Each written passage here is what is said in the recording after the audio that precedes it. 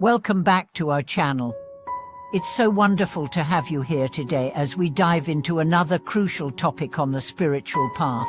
Whether you're a new viewer or one of our loyal followers, I appreciate your interest in exploring these profound questions with me. Today, we are going to address something that many practitioners of Buddhism and other spiritual paths wonder about: what really happens after enlightenment. You may have heard stories about enlightened beings who seem to live in a state of perpetual peace and clarity, unaffected by the ups and downs of life. But here's the real question: does everything truly change after enlightenment? And more importantly, do you fully understand what awakening really means? Enlightenment is often spoken of as the ultimate goal of spiritual practice, but the truth is that it's not always what we expect. Enlightenment does not mean the end of all struggles or the disappearance of challenges.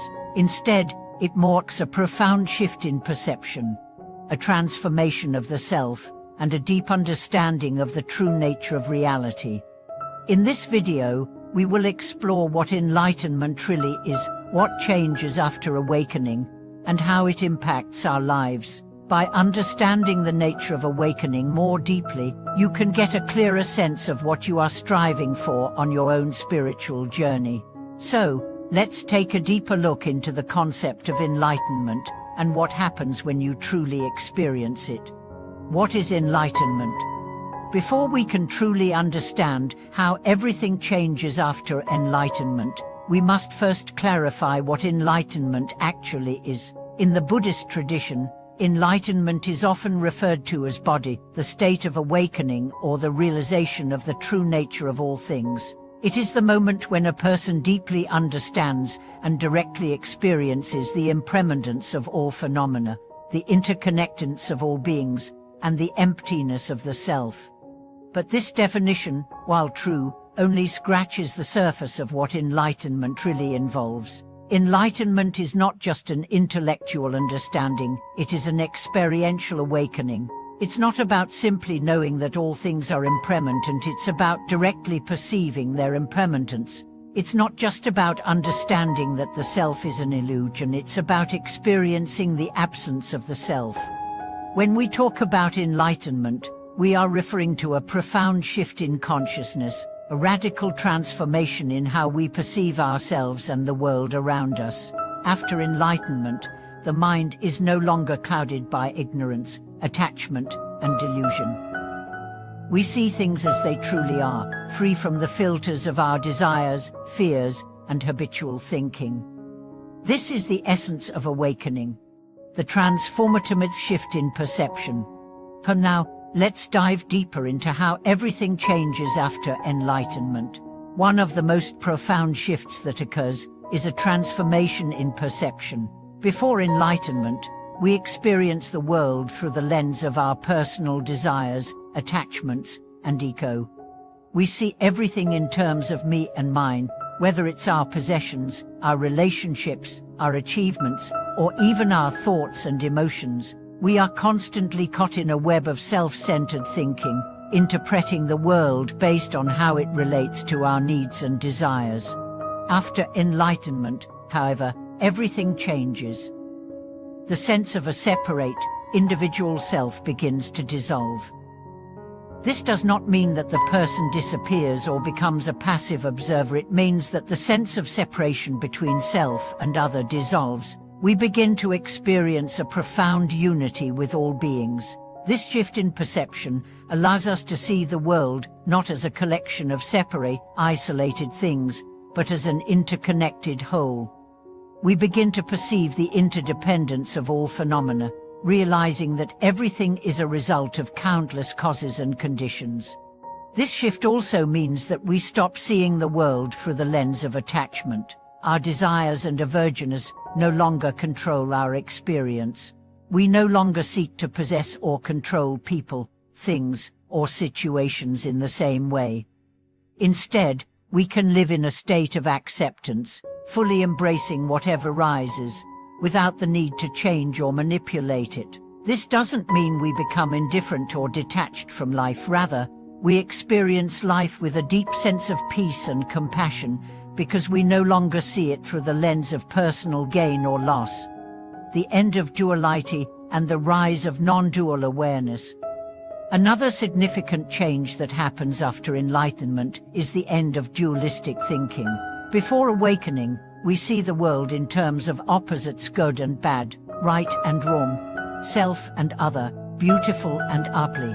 This dualistic thinking creates a divide between ourselves and the world, leading to constant conflict and suffering. We want to avoid the things we don't like and cling to the things we desire. This creates a cycle of attachment and aversion, which keeps us trapped in the cycle of suffering.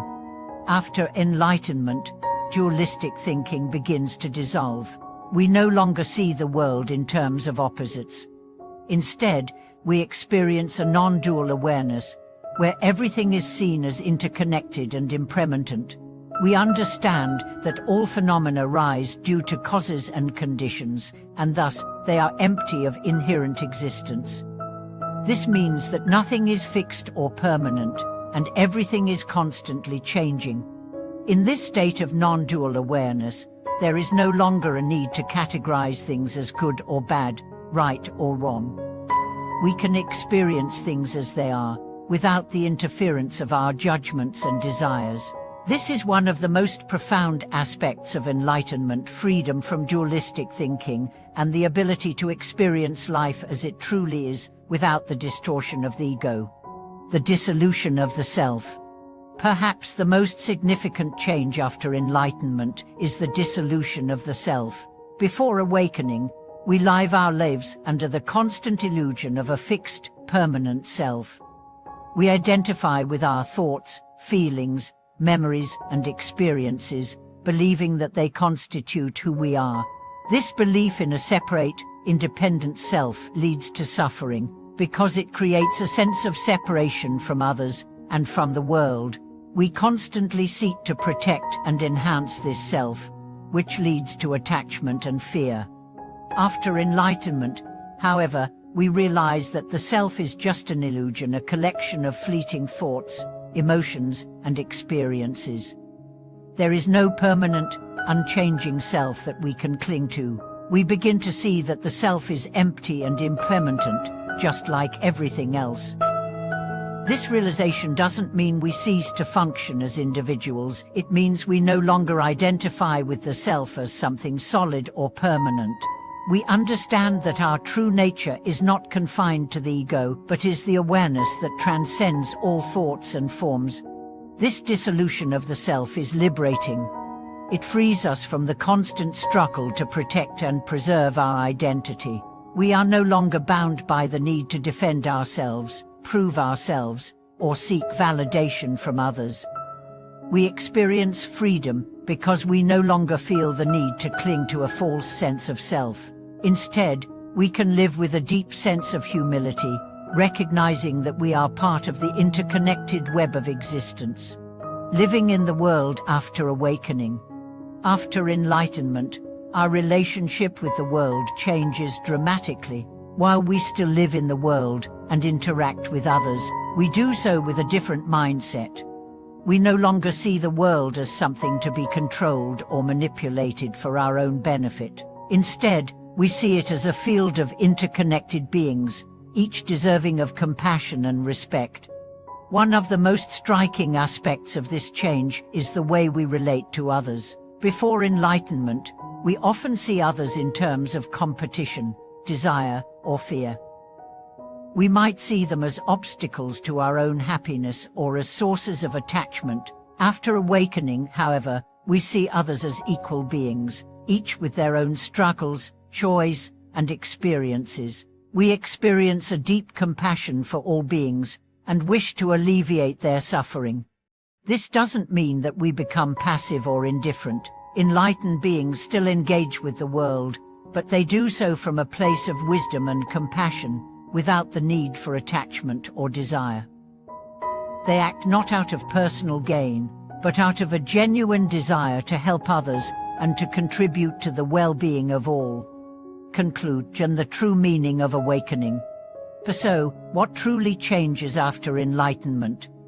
It's not that the external world changes, it's that our perception of it changes. We no longer see the world through the lens of attachment, desire, and ego. We see it with clarity, wisdom, and compassion. We experience the world as it is interconnected, impermanent, and empty of inherent selfhood. Enlightenment is not a final destination, but a profound shift in how we experience life. It is the realization of the true nature of reality and the end of suffering caused by ignorance and attachment. It is a state of freedom, peace, and non-duality. Thank you so much for watching this video. I hope it has helped you gain a deeper understanding of what enlightenment truly means and what changes after awakening. Please share your thoughts and experiences in the comments below, and don't forget to like, subscribe, and click the bell for more videos on spiritual growth. Until next time, may your journey lead you to true wisdom and inner peace.